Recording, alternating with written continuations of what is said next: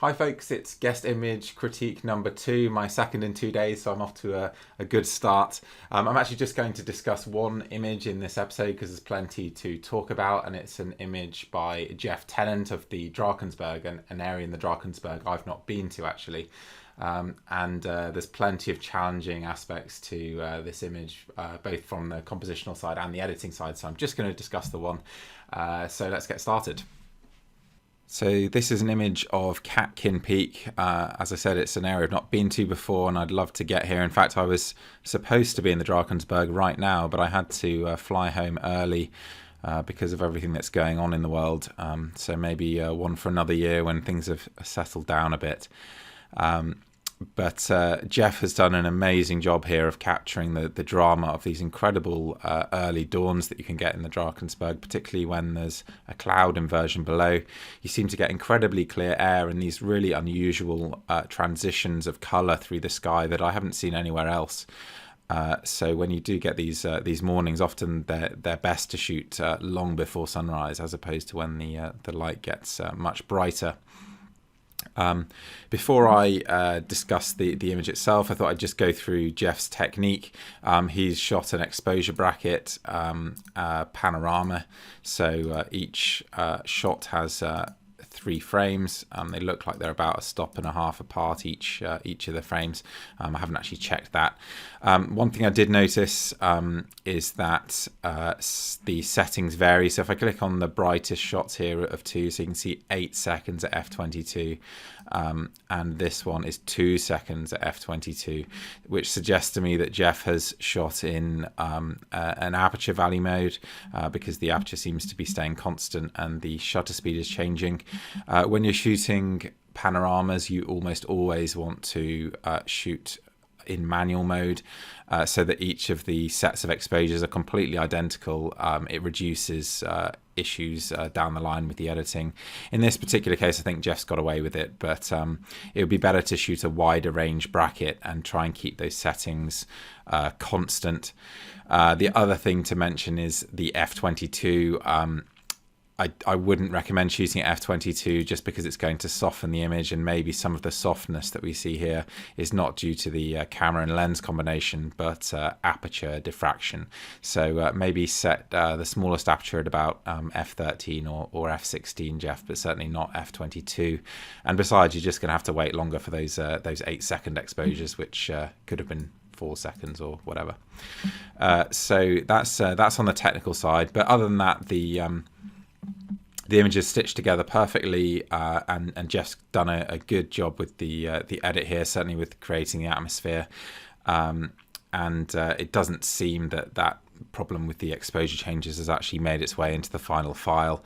That's part of the brilliance of the Lightroom merge to HDR panorama. And if you did want to do that, by the way, you just select all the files, right click and go photo merge HDR panorama, and that would spit out this file minus Geoff's edits, because Geoff's edits are actually baked into this DNG file. So I'm just going to take you into Photoshop quickly and talk about the image a bit more. Firstly, compositionally, love the central placement of the ridge here. Nice and dramatic. There's nothing wrong with the central placement when you've got such a striking subject as this, and this foreground only helps to enhance that central feel. Beautifully framed. The foreground here is quite nice. The Drakensberg is difficult because you do have these scattered foregrounds, and making sense of them can be very difficult. You'll never find a perfect foreground up there. And I love this rock in the bottom right hand corner. It does a great job of anchoring that foreground and creating a bit of interest. And you've got these nice explosions of grasses coming out around the rock. And in other areas of the image, this one on the left is particularly necessary. In a perfect world, I'd love to see some of these areas of rock broken up a bit more by grasses or more grasses generally, but you're not going to find that unless you're incredibly lucky. So I suspect Geoff has made a good compromise here. These rocks coming in top right, they do distract me a little bit. So I wonder if Geoff could have just taken half a step backwards and to the right so that he could pan the camera around slightly. So keeping the foreground roughly like this, but just getting rid of that cliff in the top right. Kind of hard to explain how that might work. And one potential solution actually might be to just do a bit of a crop here. So you actually want to keep that foreground more or less as it is, but perhaps you can just lose a bit of the top of the frame. Yeah, maybe something like that. Could work a little bit better. I don't want to lose too much of that gradient, of course. And as I look at it, if I just use a marquee tool here, just so you can see the horizon isn't quite level, so there's room there to correct that.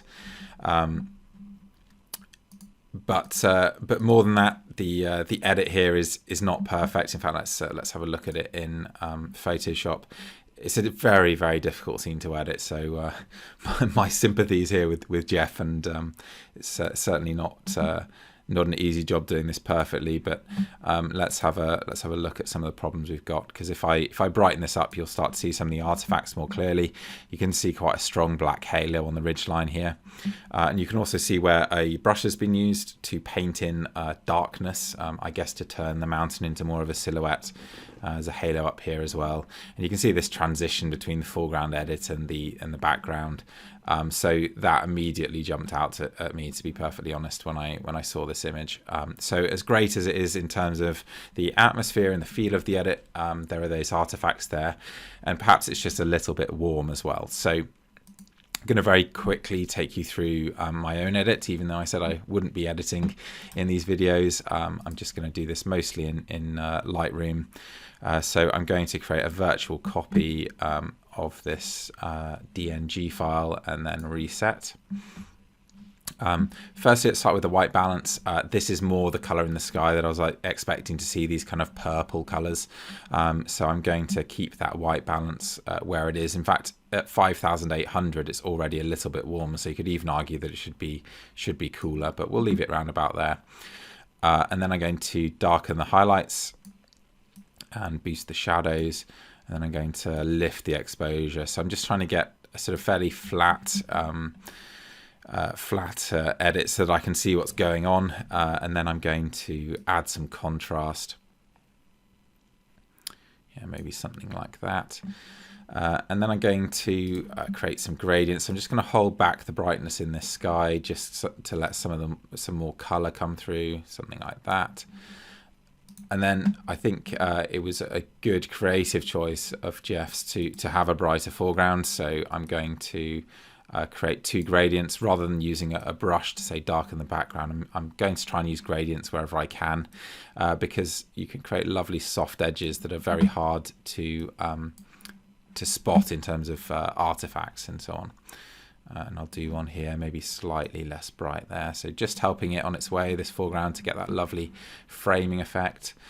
You can see here this area is a bit brighter than the other side. So actually I'm going to use a paintbrush and just slightly darken that area. So I'm just trying to get a balance between the two sides. And then maybe up at the top here, it's a bit darker. So I'm just going to paint a new brush in there and just slightly lift the brightness. So just very quick edits there, just to lift the brightness of the foreground and darken the sky there. I am going to do the crop at this stage, in part to get rid of this bright area at the top, which I think might be just a bit of cloud. So let's turn the restriction off there.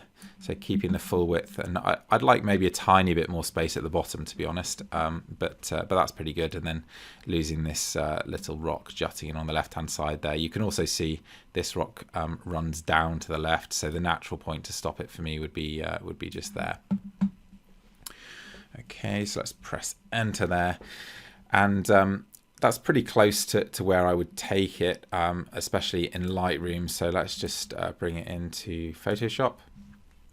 There are a couple of detail areas that might be cloned. This particularly bright area, that's got to be cloned as far as I'm concerned. That's just that's too distracting to ignore for me. So I'll just use the clone stamp tool very quickly here, or the spot correction I should say. Why is that not working for me? What did it say? Clone has not been defined. Oh, because I am using the clone stamp. There you go. So spot healing brush will do the job just fine for now. That's actually pretty good. And the same with this one here. It's just a bit too bright. I am going to clone that out. You can do a much better job with the clone stamp tool, but I won't now because it'll just take a bit too long.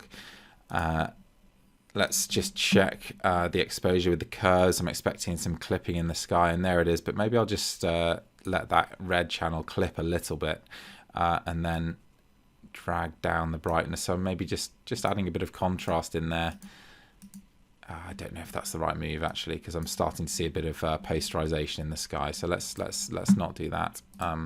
Instead, let's just darken the sky a bit more. So I will put a gradient in there just to make sure that adjustment only happens to the sky. So there we go, just helping that along its way. And finally, I would probably look to address some of this haloing up in the top corner. I'm not going to go into that because it's a little bit time consuming, but it's a minor problem to address there. And you can see there's a few dust spots to pick up. So I'd go back to my clone layer here and go around spotting those guys. Sometimes I believe there's a tool in Lightroom that I never use that will help you spot them, but I'll just do a tonal adjustment like here just to help them stand out. And then, oops, I'm clicking on the wrong layer. And then just click on the dust spots until they all disappeared. Yeah, there's plenty of dust here, so clean your sensor, Geoff. And I think that's where I'm going to finish. So this edit is a lot cleaner than Geoff's, to be honest. It's a difficult image to get right, but these things do jump out at me. So try and keep your edits nice and clean and artifact free if you can. And obviously big difference in the white balance that I've chosen here, which I do think is perhaps a little truer to the scene. But absolutely stunning image, Geoff. Really enjoyed editing it, and thanks very much for sending that in. And if you want to take part yourself, drop me an email via WeTransfer with up to 3 photos, let's say. I think 5 was probably too many of the video that I did yesterday, and I'll do my best to put out a video for you.